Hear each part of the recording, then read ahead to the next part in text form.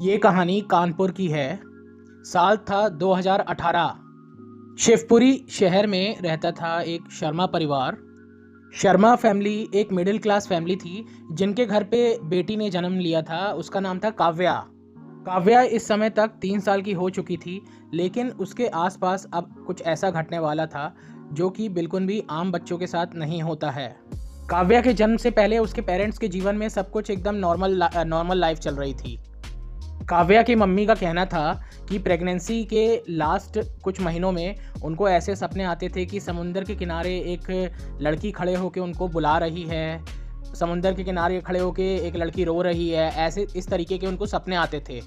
कभी उनको ऐसा सपना आता कि एक बच्चा एक ऐसा नाम ले रहा है जो उनके परिवार में किसी का नहीं है, और बार बार वो बच्चा रोते हुए वो नाम लेके पुकारता उनको, और वो नाम था आदित्य।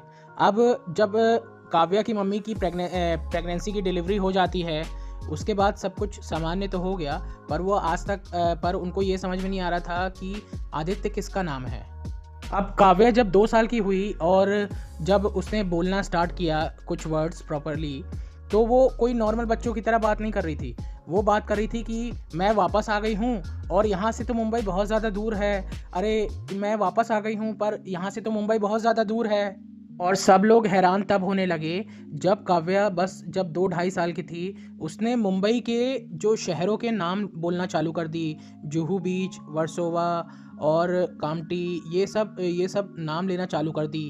और हैरान इसलिए हो रहे थे क्योंकि ये सब नाम कभी उससे किसी ने नहीं बोला था और ना ही ये नाम उसने कभी टीवी में सुना था। और धीरे धीरे काव्या के अंदर ऐसे ऐसे मतलब आदतें आने लगी कि वो पानी से डरती थी, और जब नहाने का समय आता था तो वो एकदम कांपने लगती थी। इवन गर्मी में भी कांपने लगती थी और बोलने लगती थी कि अरे पानी मत डालो, आग लग जाएगी फिर से, ये सब बोलने लगती थी। तो उसके पेरेंट्स को भी बड़ा अजीब सा लगता था कि अरे ऐसे कैसे हो सकता है यार। कभी कभी तो काव्या सोते सोते उठ के बैठ जाती और खिड़की के सामने खड़े होकर किसी से बात करने लगती, और ऐसे बात करती कि मानो कि उसके सामने कोई खड़ा हो और उससे कोई डीप कॉन्वर्सेशन चल रहा हो। और फिर कभी कभी वो दीवार में अपने छोटे छोटे हाथों से रिया मल्होत्रा नाम, मतलब 2 से 3 साल का बच्चा, सोचो जो A for apple B for ball पढ़ता है, ये सब पढ़ता है, उसने पूरा एक करेक्ट नाम लिख दी, रिया मल्होत्रा। और सोते सोते रिया क्या करती थी कि अपने बेटे का नाम रिया मतलब नाम लेती थी आदित्य, बेटा मैं यहाँ हूँ। तो उसके पेरेंट्स तो एकदम शॉक हो गए कि अरे ये क्या नाम बड़बड़ा रही है ये रात में। तो उसके पेरेंट्स ने फिर डिसाइड किया कि भैया इसको ना किसी साइकेट्रिस्ट को दिखाना पड़ेगा, क्योंकि उसके हेल्थ इश्यूज तो इतने कुछ ऐसे थे नहीं, वही जो बच्चा बीमार पड़ता है छोटा बच्चा वह उस टाइप के थे, पर ये जो चीज़ हो रही थी ये एकदम साइकेट्रिस्ट को दिखाने के लिए। तो उन लोगों ने शहर के एक जाने माने साइकेट्रिस्ट अरुण जोशी, उनको दिखाने का डिसाइड किया। अब जब काव्या के पेरेंट्स उसको डॉक्टर के पास लेके पहुँचे तो डॉक्टर ने बड़ा आर्टिस्टिक तरीका अपनाया इसके बारे में जानने के लिए। डॉक्टर ने क्या किया, बहुत सारी फ़ोटोज़ रख दी शहरों की, पहाड़ों की, फेमस मंदिरों की, और उसी में उन्होंने कुछ फ़ोटो रख दी मुंबई के शहरों की, जैसे जुहू बीच, वर्सोवा बीच, और फेमस मुंबई के कुछ ऐसे 3-4 फ़ोटो रख दी।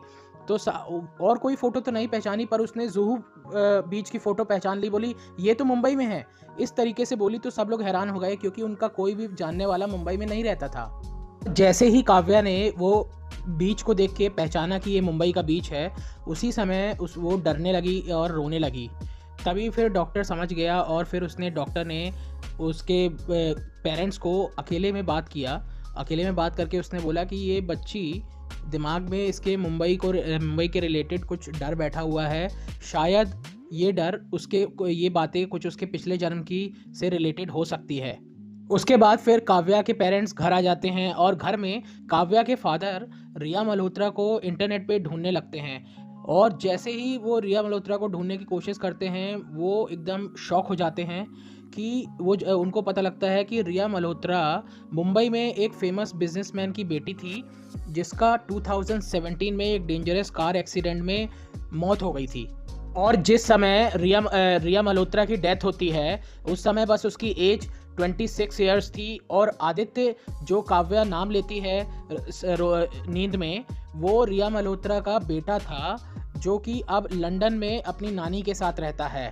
और ये सब पढ़ते हुए रिया की फादर और मदर को वो यही सोच रहे थे कि ये रिया मल्होत्रा का एक्सीडेंट कैसे हुआ था। तब उनको पता चलता है कि रिया मल्होत्रा का एक्सीडेंट जुहू बीच के पास एक फ्लाईओवर से उनकी कार समुद्र में गिर गई थी, और तब उनका एक्सीडेंट, ये बहुत ही डेंजरस एक्सीडेंट था। और इसीलिए कि काव्या की मम्मी को जो सपने आते थे उसमें एक लड़की जो समुद्र के पास खड़ी हुई है और वो रो रही है, इस तरीके के सपने आते थे। तो अब उनको ये सब चीज़ें धीरे धीरे क्लियर हो रही थी। अब ये सब देख के और ये सब सुन के इंटरनेट पे ये न्यूज़ पढ़ के रिया की फैमिली बहुत ज़्यादा डिस्टर्ब हो जाती है। और पर अब डिस्टर्ब हो रहे हैं, पर सच्चाई से तो हम भाग नहीं सकते हैंगे, ये सोच के वो और ज़्यादा डर रहे थे। और फिर अगले ही दिन मेरा मतलब है काव्या क्या करती है कि काव्या खेलते खेलते दीवार पे एक ड्राइंग बनाती है, जिसमें उसका मुंबई का घर और कार और मतलब उसकी कंपनी का लोगो जो उसने खुद डिज़ाइन किया था, और अपने घर की पेंटिंग बनाती है। और वहाँ पर नीचे लिख देती है, रिया मल्होत्रा मैं वापस आ गई हूँ। और अब ये सब लिखने के बाद जैसे ही वो जैसे ही वो अपना नाम लिखती है, उसी समय होता क्या है कि उसके घर का लिविंग रूम जहाँ पर रिया बैठ के खेल रही थी, वो अचानक से हिलने लगता है, मतलब शेक होने लगता है पूरा घर, मतलब इस तरीके से हिलने लगता है। तो ये कुछ ऐसी पैरानॉर्मल एक्टिविटी हो रही थी जिसका कोई एक्सप्लेनेशन नहीं था। अब ये सब देख के काव्या के पेरेंट्स थोड़ा डर जाते। अब धीरे धीरे वो देखते हैं कि रिया में बहुत ज़्यादा चेंजेस आने लगे थे। अब जब वो आदित्य का नाम लेती तो वो ऐसे लेती कि जैसे कि कोई मम्मी अपने छोटे बच्चे को बुला रही है, और उसकी आवाज़ एकदम जैसे 25-26 साल की महिला की होती है, एक ग्रोन लेडी की होती है, वैसे ही आवाज़ निकाल रही थी एकदम, ममता के स्वर में, ममता की जैसे कि एक किसी की मम्मी अपने बच्चे को बुला रही है, उस तरीके से आवाज़ निकालती।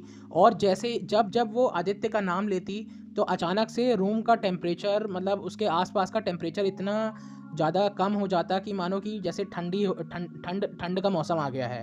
अब इतना सब होने के बाद रिया के पेरेंट्स ने कानपुर में, यूपी में बहुत सारे पंडितों को दिखाया, तांत्रिकों को दिखाया, और जो झाड़ फूँक करते हैं, हर किसी को इन लोगों ने दिखाया।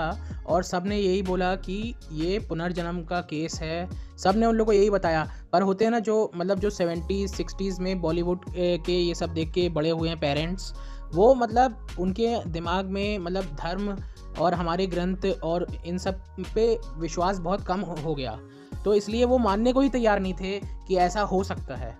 ऐसी सिचुएशन में जो काव्या का डॉक्टर था, उसने काव्या के पेरेंट्स को सजेशन दिया कि हम एक काम करते हैं, एकदम 100% प्रूफ जानने के लिए कि ये पुनर्जन्म है, रीइंकार्नेशन है कि नहीं, रीबर्थ। क्योंकि इसलिए क्योंकि जो फैमिली थी जिससे रिया मल्होत्रा का रिलेशन था, जिस फैमिली से, वो बहुत ही ज़्यादा रिच थी। तो लोग ऐसा भी हो सकता है ना कि बोलने लगेंगे कि अरे तुम फैमिली का पैसा हड़पने के लिए तुम ऐसे कोई रिलेशन बनाने की कोशिश कर रहे होगे। तो इसलिए क्या हुआ कि डॉक्टर जोशी ने बोला कि रिया की जो काव्या है उसकी ट्रांस थेरेपी करते हैं, क्योंकि ट्रांस थेरेपी में ये एक साइंटिफिक वो है, एक तरीका है। आप जिसको ट्रांस थेरेपी के बारे में नहीं पता, वैसे तो बहुत सारे एविडेंस है। अब ट्रांस थेरेपी के बारे में मैं बता दूं कि ये साइकेट्रिस्ट और एक्सपर्ट होते हैंगे, जो हमारे दिमाग के जो दो हिस्से होते हैं, एक कॉन्शियस माइंड और एक सबकॉन्शियस माइंड। तो वो कॉन्शियस माइंड में जाके वहाँ पर हमारे सारे जन्मों का डेटा स्टोर होता है, तो वहाँ से एक ट्रांस थेरेपी करके उसमें हमारे कॉन्शियस माइंड में जाते हैं, और कॉन्शियस माइंड से वो डेटा निकालते हैं, और फिर वो खुद ही, जो पेशेंट है, जो वो खुद ही बताता है कि मेरे साथ ये हुआ था, मेरे साथ वो हुआ था। पर ये एक्सपर्ट के प्रेजेंस में ही करना होता है, हम लोग कोई भी ऐसे नहीं कर सकता है। तो फिर काव्या का पास्ट रिग्रेशन और ट्रांस थेरेपी स्टार्ट करते हैं।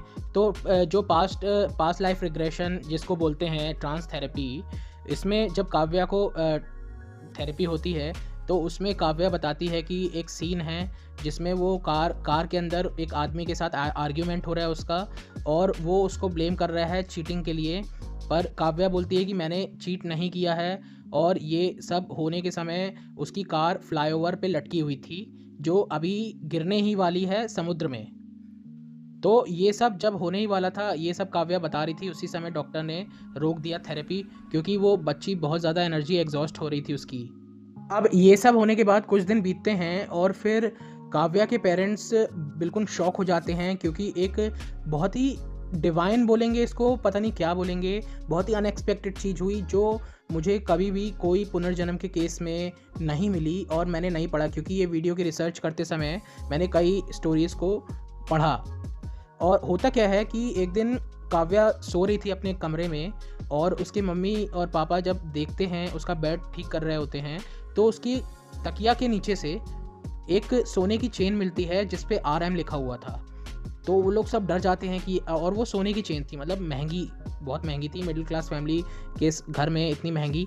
तो वो लोग सब डर जाते हैं और वो सब डॉक्टर को बताते हैं। तो डॉक्टर इंटरनेट पे उसकी रिसर्च करते हैं, जो उस समय न्यूज़ आई थी, तो उसमें उनको पता चलता है कि जब ये रिया मल्होत्रा का केस हुआ था, उस समय जो रिपोर्ट्स आई थी उसमें रिया मल्होत्रा के गले में एक चेन थी जो कि गुम गई थी। तो वही चेन अब ये काव्या के बेड में तकिया के नीचे कहाँ से आती है, ये आज तक कभी किसी को नहीं पता चला कि ये सब कैसे होता है। क्या रिया मल्होत्रा की आत्मा ने उसको दी लाके, क्योंकि अब तो रिया मल्होत्रा ने तो जन्म ले चुकी थी काव्या के रूप में, तो अब ये चेन उसके पास आई कैसे, ये कोई भी नहीं समझ पाया है आज तक, ये अनसॉल्व्ड मिस्ट्री है। अब ये सब देख के जो डॉक्टर जोशी हैं उन्होंने सजेशन दिया काव्या के पापा को और काव्या की मम्मी को कि अब हमको एक काम करना चाहिए कि हमको मुंबई जाना चाहिए। तो कन्वेंस हो जाते हैं, मुंबई जाते हैं। अब मुंबई जाने के समय ये डिसाइड करते हैं कि ये उसी फ्लाईओवर के पास से जाएंगे। तो जैसे ही सुनीता काव्या की मम्मी हैं, काव्या अपनी मम्मी की गोद में बैठी हुई थी उनको, और वो खिड़की के बाहर देख रही थी। कैब में जब वो उस पॉइंट पे पहुंचते हैं फ्लाईओवर के, जब वहाँ से कार गिरी थी, जो काव्या उसको देख के, उस एरिया को देख के अपनी मम्मी की गोद में ही बेहोश हो जाती है।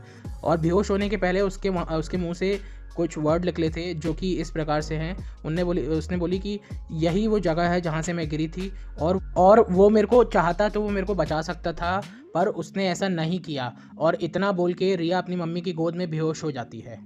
अभी इस कहानी को यहीं रोकते हैं, क्योंकि वीडियो बहुत ज़्यादा लंबा हो जाएगा। मैं जल्दी नया पार्ट 2 अपलोड करूँगा। तब तक के लिए वीडियो को लाइक करना, चैनल को सब्सक्राइब ज़रूर करना और कमेंट्स करके बताना आपको कहानी कैसी लगी।